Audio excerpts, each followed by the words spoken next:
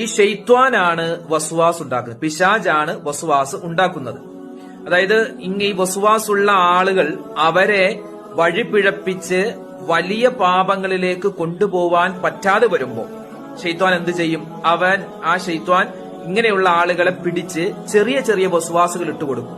അതായത് വുളു എടുക്കുമ്പോ, വുളു ശരിയായോ, ഞാൻ നിയ്യത്ത് വെച്ചിരുന്നു, മുഖം എത്ര പ്രാവശ്യം കഴുകി, കൈ മുഴുവനായും കഴുകിയിട്ടുണ്ടോ, അതുപോലെ തല തടകാൻ മറന്നോ, തല തടകിയത് 3 പ്രാവശ്യമാണോ, അതുപോലെ വസ്ത്രം മലക്കുന്ന സമയത്തുള്ള വസ്വാസ്, നിസ്കരിക്കുമ്പോൾ നിയ്യത്ത് വെച്ചോ എന്നുള്ള വസ്വാസ്, ഫാത്തിഹ മുഴുവൻ ഓതിയോ എന്നുള്ള വസ്വാസ്, അതുപോലെ തന്നെ ഏതെങ്കിലും ഒരു നജസ് കാണുമ്പോൾ അത് എന്റെ ശരീരത്തിൽ പറ്റിയോ എന്ന വസ്വാസ്, ചില ആളുകൾക്ക് ജനാപത്തുകാരനായോ എന്ന് അല്ലെങ്കിൽ ജനാപത്തുകാരിയായോ എന്നുള്ള സംശയം, ഇനി ആ ഒരു വലിയ അശുദ്ധിക്കാരിയായിട്ട് കുളിക്കുമ്പോൾ ആ കുളി ശരിയായോ എന്ന ഒരു സംശയം, ആ കുളിക്കുന്ന സമയത്ത് കാലിന്റെ പുറകുഭാഗം നനഞ്ഞോ, അതുപോലെ മുടി മുഴുവനും നനഞ്ഞിട്ടുണ്ടോ, തലയുടെ ഉൾഭാഗം നനഞ്ഞിട്ടുണ്ടോ, കണ്ണിന്റെ ഈ ഉൾഭാഗം നനഞ്ഞിട്ടുണ്ടോ, ഇങ്ങനെ സംശയത്തോടെ സംശയം.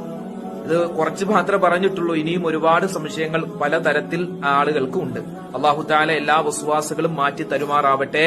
ഞാൻ ഇനി പറയട്ടെ, ഇങ്ങനെ വസ്വാസ് വരുമ്പോ എന്റെ മുഅ്മിനീങ്ങളെ ആദ്യം ചെയ്യേണ്ടത് വസ്വാസുള്ള ആളുകൾ ചെയ്യേണ്ട ആദ്യത്തെ കാര്യം, അത് പറയുന്നതിന് മുമ്പ് മറ്റൊരു കാര്യം പറയട്ടെ. ഏതെങ്കിലും ഒരാൾ ഇങ്ങനെ വസ്വാസ് കൊണ്ട് ബുദ്ധിമുട്ടുകയാണെങ്കിൽ അയാളെ പരിഹസിക്കാൻ ആരും നിൽക്കരുത്. ഒരു വസ്വാസുള്ള ആള് ഇപ്പൊ നിസ്കരിക്കുമ്പോ ഇങ്ങനെ അല്ലാഹു ഇങ്ങനെ കൈ കെട്ടുമ്പോ അല്ലാഹു അക്ബർ ശരിയായോ എന്നുള്ള ഒരു സംശയത്തിൽ പല പ്രാവശ്യം അല്ലാഹു അക്ബർ പറയും.